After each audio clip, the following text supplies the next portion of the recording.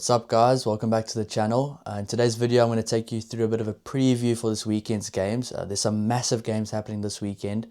My girlfriend and I are flying to Cape Town later today, so I got to get it done now, otherwise we're going to be in the sky later. We'll be landing in Cape Town tomorrow morning, so that's going to be awesome.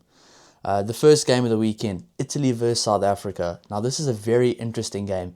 Italy putting in a massive performance against Australia last week, really looking to keep that momentum, but they're playing against the world champs and the world number one. The only question is, will South Africa make a lot of changes or will they keep the team the same? Me personally, I'm hoping to see a lot of changes. I would like to see maybe Ethan Hooker at 12 with Kane and Moody at 13 and maybe even Andre Esterhuizen having a start, but with Rassie you never know. I do think the Springboks will edge that game just by a little bit, but it's going to be a very, very good test match in Italy. The second game of the week, and probably, well, definitely the biggest game of the week, England versus the All Blacks. Now, this game is one England have been targeting for a long time. This is definitely a game that I feel England can win, but will they? I don't know. All Blacks are in incredible form recently. They had a big win against Scotland, some big performances from the likes of Damian McKenzie and Leicester Fainga'anuku, but England's got some very, very big-time players at the moment. Will the young guys step up for England? We'll have to wait and see. But I think my gut feel tells me that England could be winning this game. New Zealand are an incredible team this year, but I just think that atmosphere at Twickenham is going to be very hostile, and I think England's going to have an incredible team this week. I will be reacting to all the teams that come out this week as well, so stay tuned for that. So yeah, my prediction for that game at the moment, before the team release, is England by 3. Japan versus Wales. Now this game is an interesting one. This is obviously a bit of the bottom of the barrel game. Wales not able to win a game in a while. Japan as well, struggling.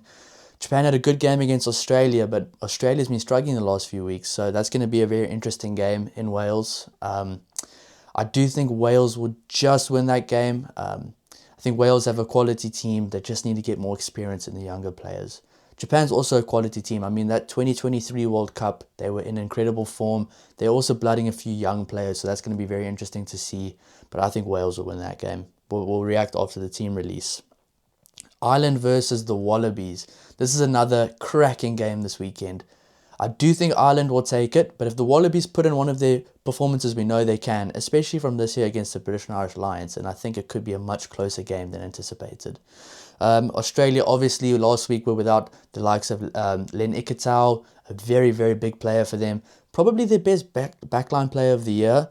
And Ireland will be looking to make a statement, especially 1 week out from facing the world champions. So that's going to be a cracker in Dublin. France versus Fiji. This will be a good test for France to give some continuity into the players and give some game time to some of the guys that we've seen last week against the Springboks. I do think it was a bit of a challenge for them last week since they haven't been playing together for a while and the Springboks have been playing the whole season together. So I do think France will win that game quite comfortably, but it's going to be a very, very physical game in France. That should be quite a spectacle.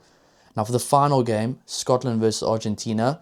This is actually a very, very underrated game.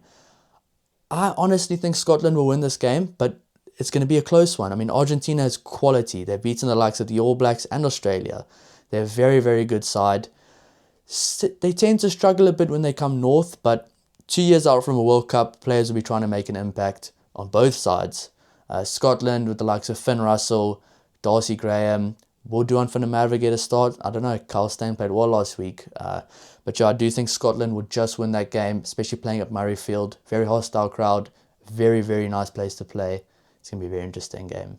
So yeah, guys, that's my preview for the weekend before the team release. I think it's going to be an incredible weekend of rugby, especially big games for Ireland, Scotland, and New Zealand versus England. That's going to be an incredible match. That's definitely the game of the weekend and the main event.